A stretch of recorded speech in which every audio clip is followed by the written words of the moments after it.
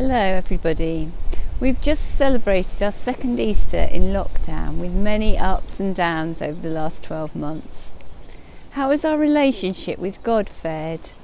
Has your faith adapted or even grown as a result of having to worship in new and different ways? Or have you felt as though you've been travelling through the wilderness? If you're like me, you've probably found your faith challenged at times. But out of times of testing, our faith can deepen and our relationship with God can grow. Having just revisited the Easter story, what has stood out for you?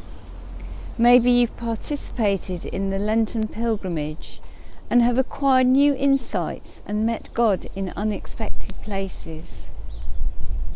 The Bible is full of people meeting God in unexpected places. Moses met him in a burning bush. Adam and Eve met him in the Garden of Eden. For many of us, gardens or parks have become places where we too meet with God. As we look at the beauty of a flower or listen to a blackbird sing, something stirs within us and we become aware of God's presence with us.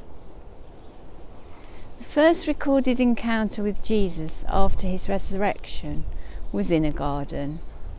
In her grief, Mary Magdalene initially mistook Jesus for the gardener, but as he called her name, she recognised him.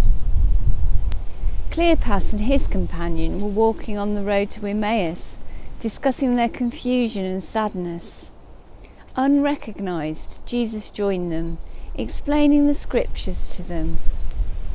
And as he did so, their hearts burned within, until on offering hospitality to him, they recognised him in the breaking of bread. Many find that when walking they become aware of his presence. I know that this has been the experience of several of you, as you have taken part in the Lenten pilgrimage, as you have allowed God to speak to you through the things you have seen, heard, touched and smelt. Jesus also met with his followers as they gathered in somebody's home, consoling one another and afraid. Suddenly he was with them and their fear was replaced with joy.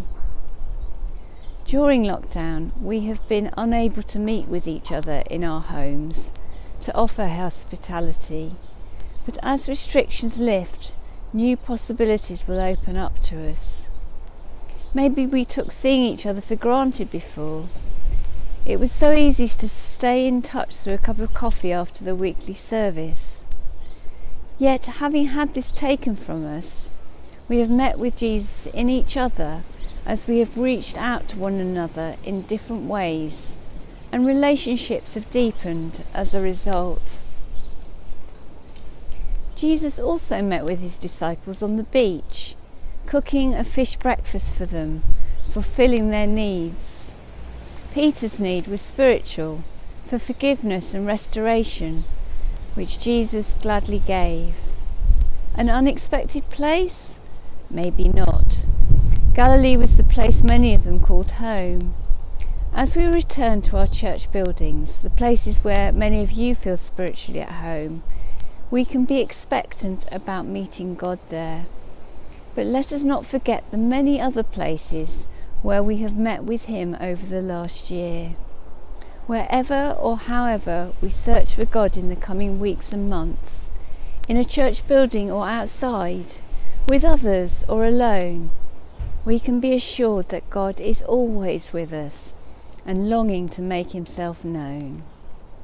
Lord, help us to be aware of your presence with us, wherever you call us, even in the most unexpected of places. Amen.